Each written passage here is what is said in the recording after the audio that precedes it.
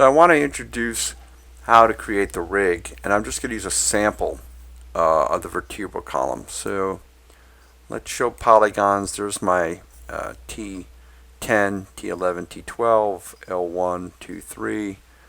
There are the discs. And let's also turn on in this window as far as showing joints. There's no joints here yet, but I'm going to create some. And I want to make sure I'm in my rigging menu set, and then I'm going to go under skeleton and select create a joint, and I'm going to use the grid I have selected here. I'm going to hold down the X key and click every other line here.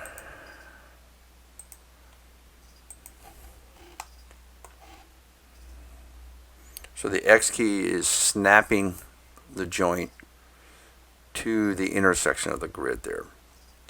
And I hit return when I'm done.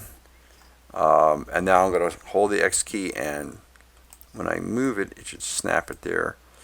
So I don't want, my goal is to get a nice straight line.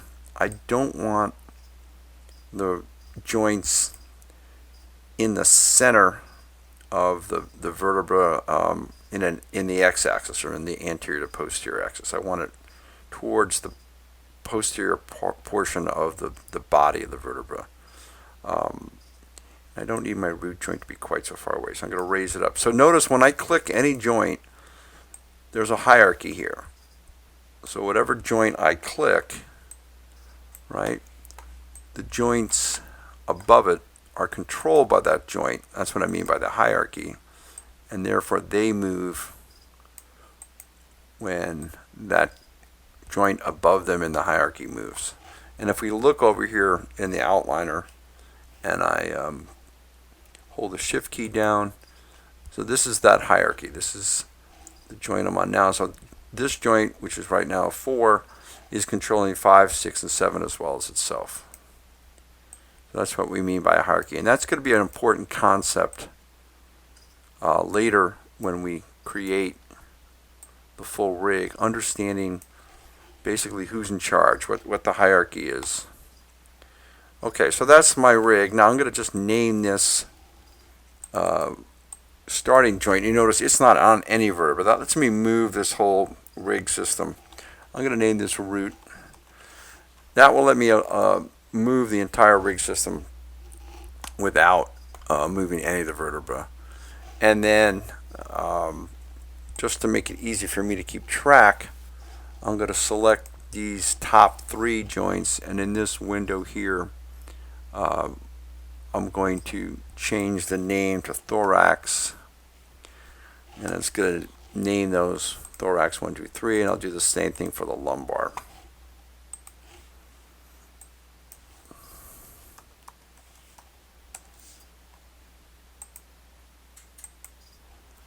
So this window I'm using, it's called the rename. You have different options here, but I'm using the rename. That's why when I add that with these selected, it automatically creates a name, names each selected one, whatever's in that window, and then gives them a number in sequence. So we could work on that to get it even more better information. You know, we could click here and say this is T10, and just double click on the name.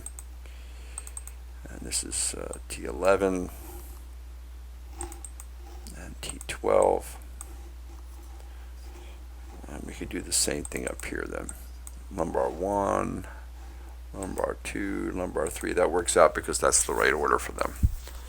Okay, so right now then we've got the rig, but we don't have it controlling anything. And like I said, if I click on a joint and hit the E key for rotate, I can not only move that joint, but because it's in charge of all the joints essentially above it, because our root starts at the bottom, then that hierarchy makes all the joints move. But you notice it's moving at a very sharp angle. So in general, when you're setting up your rig, it's okay to move it, but you don't want to rotate the joints to get them to align with the polygons. Now the one thing we want to double check is always want to double check from another viewpoint to make sure that the window or the joints are lined up the way we think they are. I can't tell you how many times I think I've got everything all set and turned out, okay, I'm fine where I am. You can see from the top I'm where I think I am. Sometimes it's you'll find out that you're fine from the side view, but you're actually not where you think you are. Okay, so let's now add the vertebrae. So this is lumbar vertebra 1 and this is joint 1. So I'm going to middle mouse drag that right onto there. And this is 10. So we said 10 was right there. It said 10. And this is 11.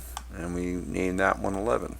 So each time I middle mouse drag. Now the other way I can do this is I can select the polygon first, hold the command key on a Mac here, and then select the joint, and then under edit say parent or hit the letter P.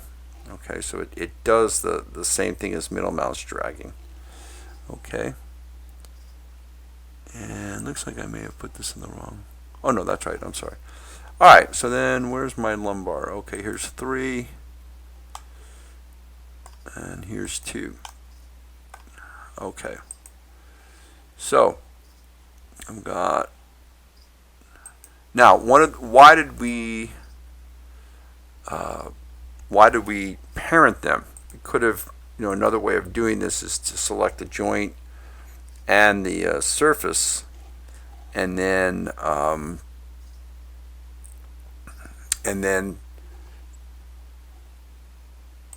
like that, and then take the joint and the surface, and then go into skinning and say bind skin.